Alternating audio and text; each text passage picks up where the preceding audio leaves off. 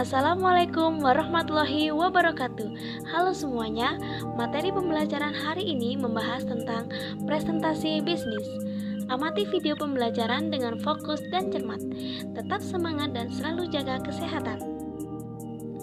Presentasi merupakan salah satu bentuk komunikasi antara seorang presenter dengan para audiens, yang mana pembicara menampilkan sebuah materi secara lisan.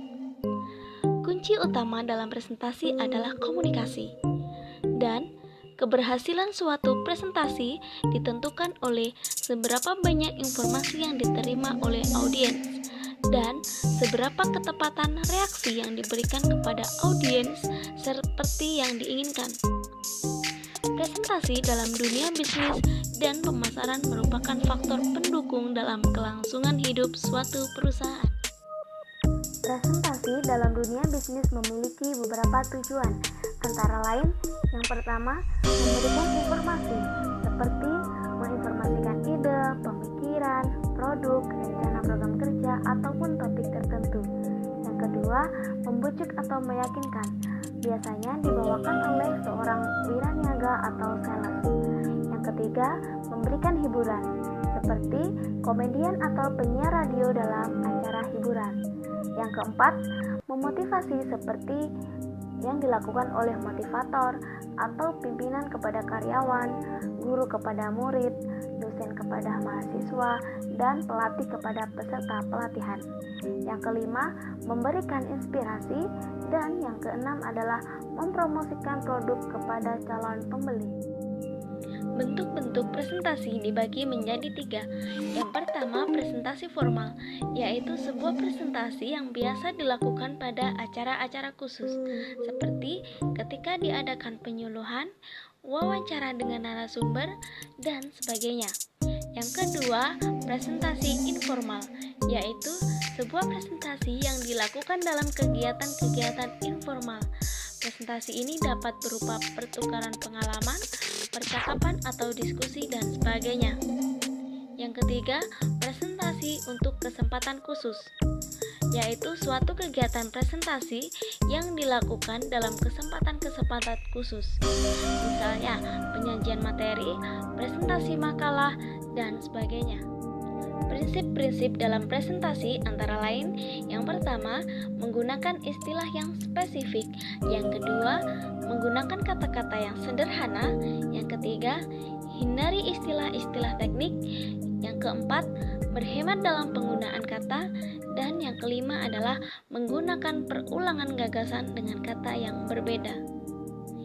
Ada beberapa langkah yang harus ditempuh dalam menyiapkan presentasi yang efektif, antara lain, pilih dan tentukan tema, topik, dan materi yang akan disampaikan.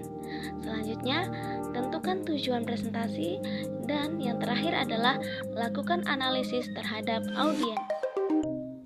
3 hal utama yang harus dipelajari, dipersiapkan, dan dikembangkan oleh pembicara sebelum melakukan presentasi di hadapan audiens, yaitu yang pertama, know yourself.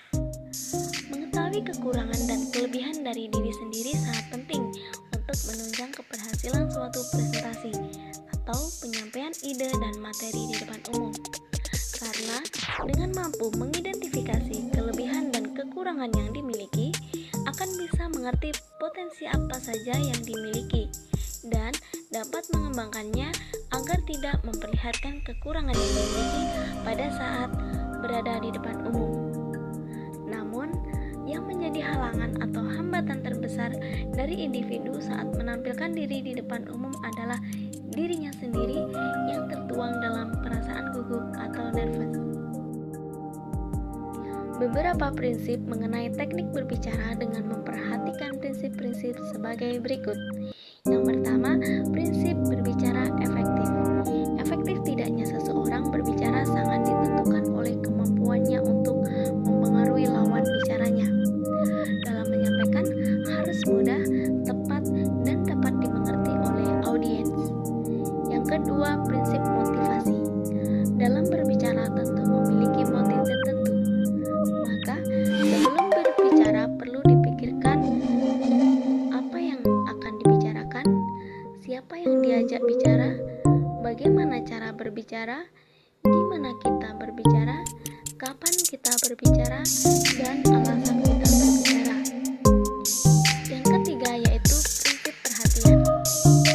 Minat seseorang terhadap sesuatu perlu diperhatikan, karena seseorang mempunyai minat terhadap sesuatu jika ia merasa tertarik. Ketertarikannya bisa karena suara pembicara, gaya berbicara, atau tingkat urgensi dari berita.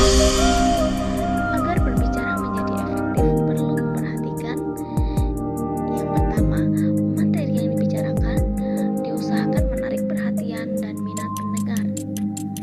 Yang kedua, kemukakan hal-hal yang aneh untuk menarik perhatian pendengar.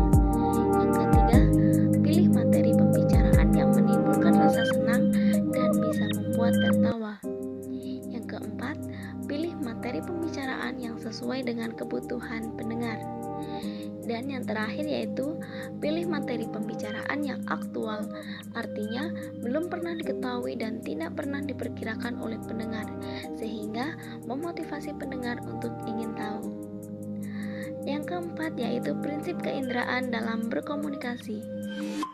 Pada saat melakukan presentasi, dibantu oleh alat-alat bantu yang berhubungan dengan panca indera kita, antara lain dengan menggunakan slide, tape recorder, video, gambar, bagan, chart, tabel, grafik, peta, dan lain sebagainya. Yang kedua yaitu know your audience.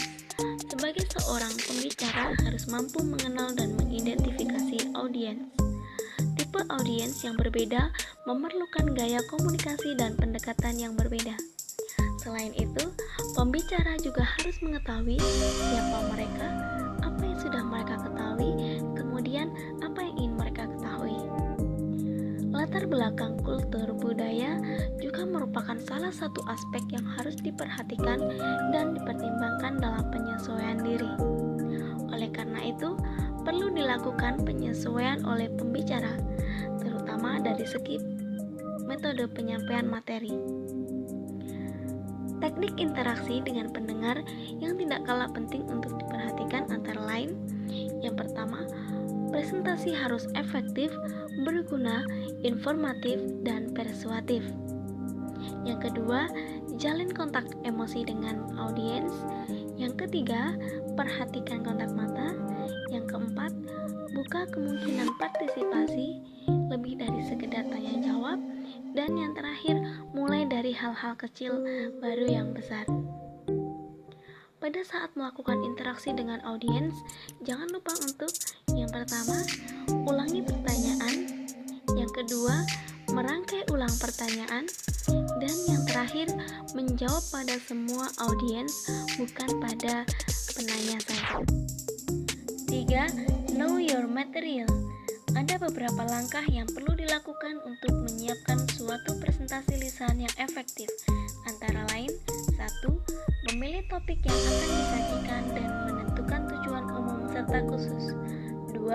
Menentukan tujuan. Presentasi memiliki dua tujuan, yaitu tujuan informatif dan persuasif. 3. Pilihlah beberapa isu pokok dari topik tersebut. Kemudian, berikan ilustrasi, penjelasan, uraian, dan perkuat isu tersebut dengan berbagai cara. 4. Analisis audiens guna penyesuaian. Jika pembicara bermaksud memberikan informasi atau mempengaruhi pendengar, maka harus mengetahui siapa mereka. Agar pesan yang disampaikan mudah dipahami dan mudah diingat oleh audiens, lakukanlah hal-hal sebagai berikut. 1. Gagasan utama tidak boleh terlalu banyak. 2. Jelaskan istilah-istilah aneh atau yang sulit dipahami oleh audiens. 3. Atur kecepatan penyajian informasi. 4. Jelaskan pokok perpindahan pokok pembicaraan. 5. Gunakan data konkret, jangan abstrak. 6. Hubungkan yang tidak diketahui dengan yang diketahui. Dan yang terakhir, masukkan bahan-bahan yang menarik perhatian audiens. Teknik dalam presentasi antara lain: 1. Dalam mengawali suatu presentasi, diperlukan tahapan agar audiens dapat memahami dan antusias dengan apa yang akan disampaikan pembicara. Tahapan yang harus dilakukan antara lain: 1. Mengucapkan salam. 2. Aba-aba memulai presentasi. 3. Melakukan ice breaking dengan mengajukan pertanyaan ke audiens terkait topik yang akan dibahas. 4. Memperkenalkan diri. 5. Menjelaskan tujuan presentasi. Yang keenam, menjelaskan berapa lama presentasi. Yang ketujuh, menjelaskan alat peraga yang digunakan. Yang kedelapan, menjelaskan mekanisme bertanya. Dan yang terakhir, menguraikan outline topik. Yang kedua, teknik dalam menarik audiens. Kunci untuk menarik audiens adalah mengenal dan mengidentifikasi calon audiens. Teknik interaktif merupakan teknik dalam menarik audiens, yaitu menjalin kontak mata dengan semua audiens dan menjalin kontak emosi dengan audiens, serta merangkai ulang pertanyaan dan menjawab pada semua audiens, bukan pada penanya saja. Setelah menganalisis audiens, pemateri atau presentator perlu melatih presentasinya dengan cara sebagai berikut. Yang pertama, identifikasi audiens. 2. Buat pokok pikiran atau garis besar materi presentasi. 3. Tulis teks presentasi secara lengkap. 4. Buat rangkuman teks presentasi. Dan yang terakhir, tulis pada kertas yang bisa dibawa ketika presentasi. Yang ketiga yaitu teknik dalam menyusun struktur presentasi yang terdiri dari 3 hal, yaitu yang pertama, pembukaan dalam presentasi. 2. Isi dari presentasi. Dan yang terakhir adalah penutup dari presentasi bisnis. Hal-hal yang perlu diperhatikan dalam melakukan presentasi antara lain: 1. Gestur. Gestur atau bahasa tubuh merupakan salah satu bentuk komunikasi nonverbal, yaitu gerakan bukan sesuatu yang dapat diucapkan dengan kata-kata, namun dapat menyampaikan pesan atau memiliki makna. Gestur bisa dilakukan dengan penggunaan tangan atau gerakan tangan untuk menekankan makna. Selain gerakan tangan, ekspresi wajah juga dapat memperkuat pesan yang ingin disampaikan dalam presentasi. Ada pula hal lain yang dapat mendukung presentasi, yaitu menjalin kontak mata dengan audiens. Selain itu, agar semua gestur tubuh dapat lengkap, penampilan seorang presentator perlu sekali diperhatikan. Penampilan seorang presentator merupakan hal pertama yang akan dilihat oleh audiens. Namun, jangan terlalu berlebihan atau terlalu menonjol karena akan terasa lebih buruk di mata audiens. Yang kedua, intonasi suara. Intonasi suara merupakan tinggi dan rendahnya suara atau sering disebut dengan pitch. Dalam suatu presentasi, tinggi rendahnya suara dapat memberikan penekanan suatu kata atau menambahkan emosi terhadap suatu kalimat. Hal ini dapat menjaga perhatian audiens karena suara yang datar akan terasa membosankan. Yang ketiga, nada suara. Nada suara merupakan volume suara seorang presentator dalam melakukan presentasi. Nada suara dalam sebuah presentasi harus diatur dan disesuaikan pada kondisi presentasi saat itu berlangsung.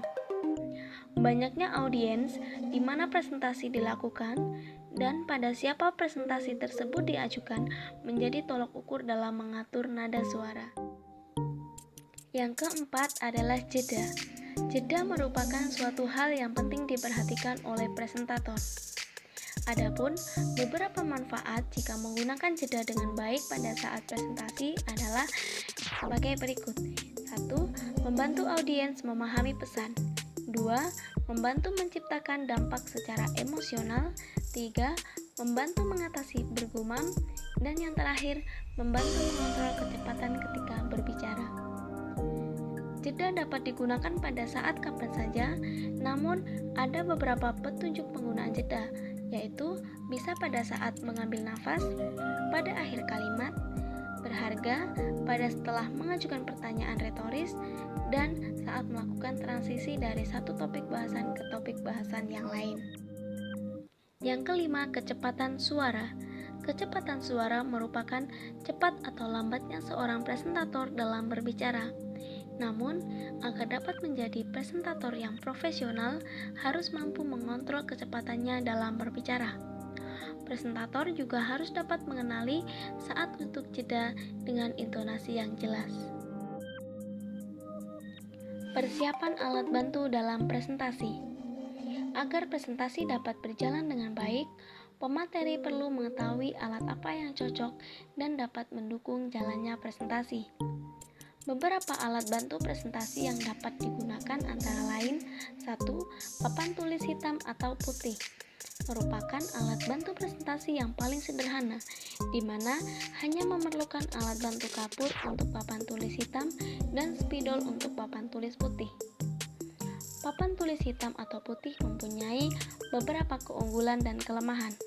Keunggulannya antara lain 1. Fleksibilitas dalam penggunaannya. 2. Kemudahan dalam melakukan koreksi apabila ada kesalahan. 3. Dapat merangkum pendapat peserta maupun pembicara pada saat yang sama. Namun, kelemahan dari menggunakan alat bantu ini adalah 1. Tulisan tangan seringkali sulit dibaca audiens. 2. Pembicara membelakangi peserta saat menulis. Kecenderungan berbicara sambil menulis. 3. Pembicara tidak dapat menulis dan berbicara pada saat yang sama. 4. Persediaan papan tulis yang sangat terbatas. 5. Spidol yang sangat mengganggu dan sering mengering sehingga pemanfaatannya tidak optimal. Dan yang terakhir, tidak efektif untuk peserta yang jumlahnya banyak. Papan tulis elektronik merupakan alat bantu modern. Papan dengan listrik dan dihubungkan dengan komputer atau laptop pemateri. Papan tulis elektronik memiliki motor elektrik untuk menggulung layar sehingga muncul bagian bersih dan memiliki printer tersendiri yang dapat mencetak langsung tulisan yang dibuat di papan tulis. Yang ketiga, flip chart merupakan alat bantu presentasi yang terbuat dari kertas dan dapat diganti tiap halaman kertasnya dengan cara menyibaknya ataupun merobeknya.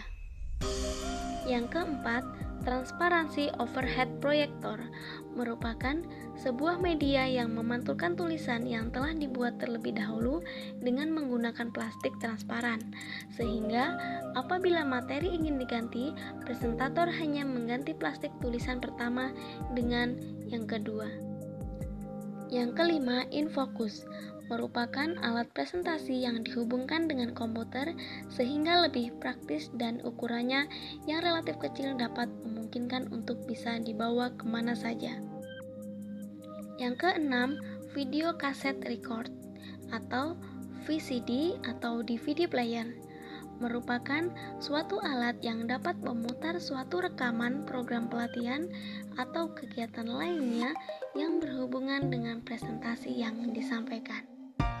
Halo semuanya, sekian materi pembelajaran tentang presentasi bisnis hari ini. Semoga dapat menambah pengetahuan dan mampu mengimplementasikan presentasi bisnis dengan baik. Wassalamualaikum warahmatullahi wabarakatuh.